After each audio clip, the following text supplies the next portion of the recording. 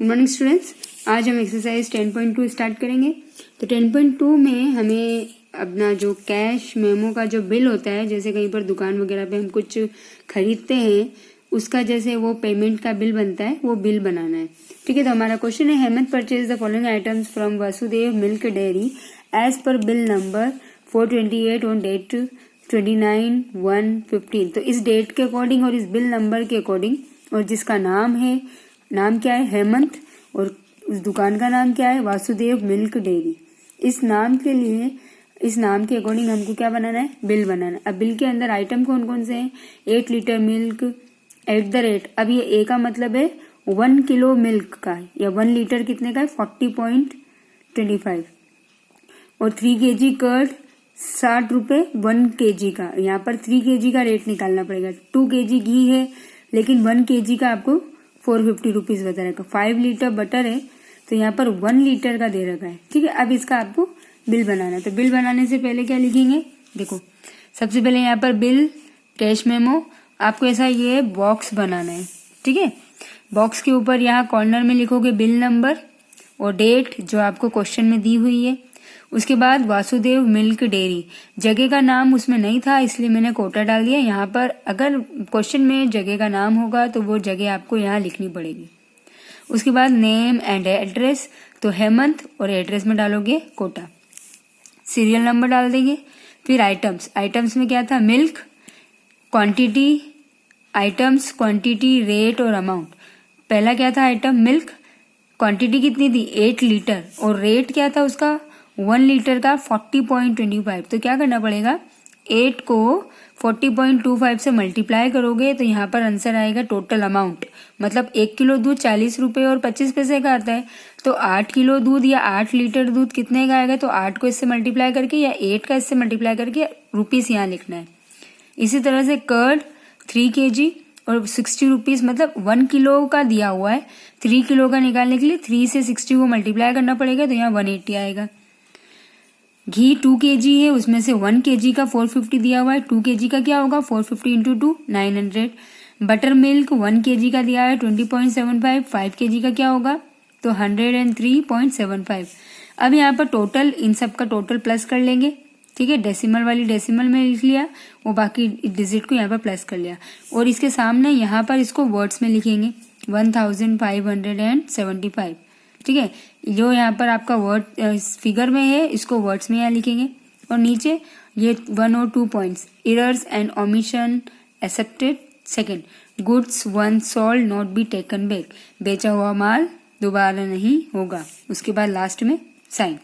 ठीक है, तो इसी तरह से क्वेश्चन नंबर 2 भी आपको करना है। क्वेश्चन नंबर 2 में आपको ये सारी चीजें मतलब दे रखी है, उसके according item, quantity, rate, amount, ये सब आपको निकालना पड़ेगा। यहाँ पर आपको आइटम और क्वांटिटी और रेट दे रखा है। ठीक है, आपको अमाउंट निकालना। इस तरह से आपको सेकंड क्वेश्चन में बिल बनाना है। ये देखो, ये है आपका बिल सेकंड। अब किस नाम से बनाओगे इसका, एक तो पहले तो लिखोगे बिल नंबर, तो बिल नंबर क्या है 108, डेट 30/10/15, उसके बाद उन्नत बीज भंडार, नीचे लिखोगे कैनवास। तो यहाँ पर इसका नाम और एड्रेस की जगह क्या लिखोगे, भीमराज और कोमा लगा के ये कैनवास। ठीक है, उसके बाद यहाँ पर आइटम में लिखोगे मेज सीड्स, यूरिया, इंसेक्टिसाइड्स।